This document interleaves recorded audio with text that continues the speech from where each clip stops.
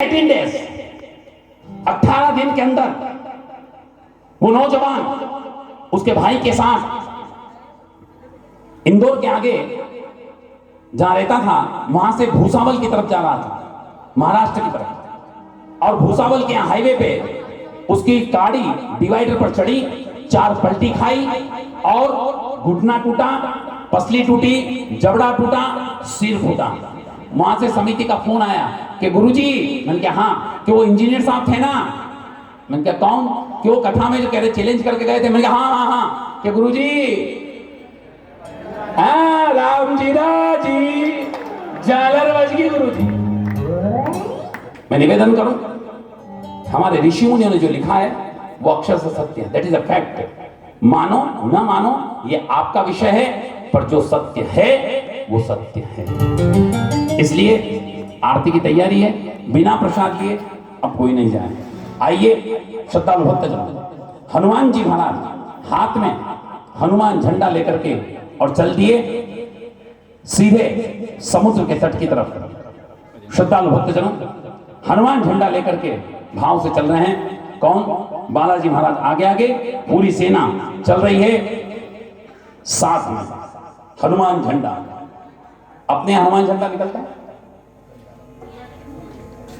ध्वजा निकलती यहां पे, अजय ये निकलती है। मैं तो चोमेला की बात कर रहा हूं,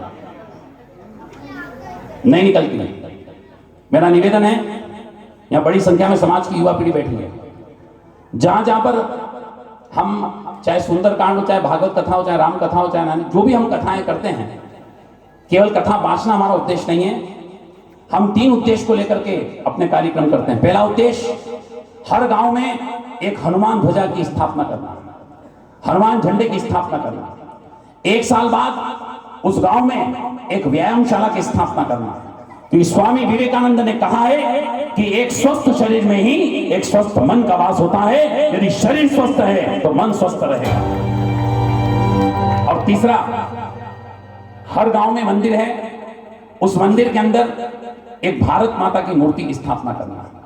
कारण लॉर्ड मैकाले की शिक्षा पद्धति को जीवन में अपनाने वाली आने वाली पीढ़ी, ये कॉन्वेंट स्कूल की पद्धति को अपनाने वाली पीढ़ी अपने भारत माता के प्रति अपने नैतिक मूल्य क्या है, कम से कम भारत माता का महत्व समझे। इसलिए हर गांव में एक मंदिर में भारत माता की मूर्ति स्थापना करना, ताकि आने वाली पीढ़ी को भारत माता का महत्व मालूम हो।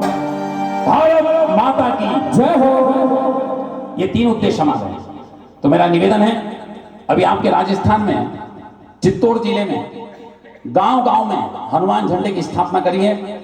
और श्रद्धालु भक्तजनों, हर गांव में 300 से 500 की संख्या में नौजवान हर मंगलवार या शनिवार को निकलते हैं श्री राम जय राम जय जय राम करते हुए।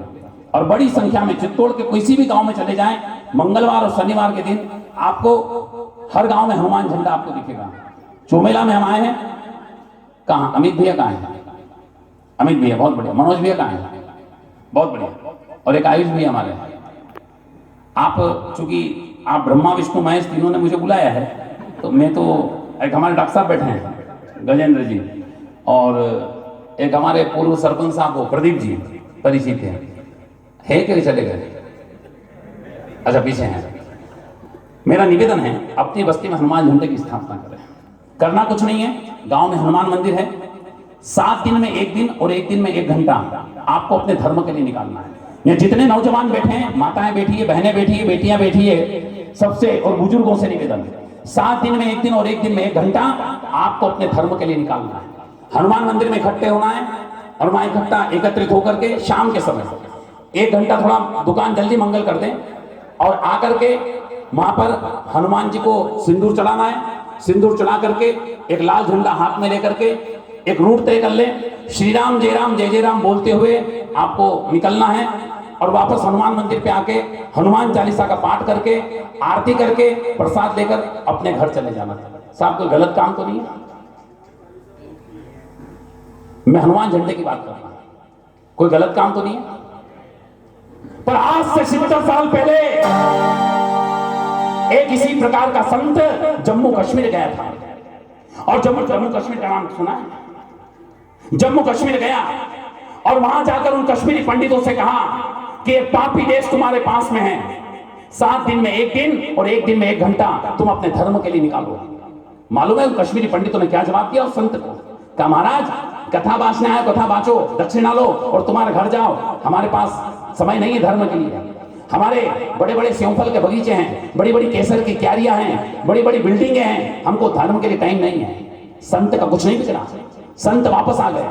पर आज 70 साल बाद उन कश्मीरी पंडितों के बड़े बड़े सेवफल के बगीचों पर उन विधर्मियों ने कब्जा कर लिया है, उनके केसर की क्यारियों पर कब्जा हो गया है, उनकी बड़ी बड़ी बिल्डिंगों पर कब्जा कर लिया है। और कश्मीरी पंडितों की औलादें दिल्ली के चांदनी चौक के फुटपाथ में चाट भजिया कचौरी बेच करके और अपने शरणार्थी बनकर जीवन यापन कर रही है। याद रखना, ये बिल्डिंगे, ये धंधे तुम्हारे जब तक तुम्हारे हैं, जब तक तुम्हारे पास धर्म के लिए समय है। जिस दिन धर्म के लिए समय निकालना बंद कर दिया, ये कुछ भी हमारे अपने नहीं रहेंगे। इसलिए ये संत पहली बार आपके इस चोमेला गांव में आया है। हाथ जोड़कर निवेदन कर रहा हूं, 7 दिन में 1 दिन और 1 दिन में 1 घंटा हमको अपने धर्म के लिए निकालना है। अपने चोमेला में अब हनुमान झंडे की स्थापना होगी। मंगलवार या शनिवार को हनुमान झंडा भव्य यात्रा निकलेगी। जय श्री राम, जय श्री राम।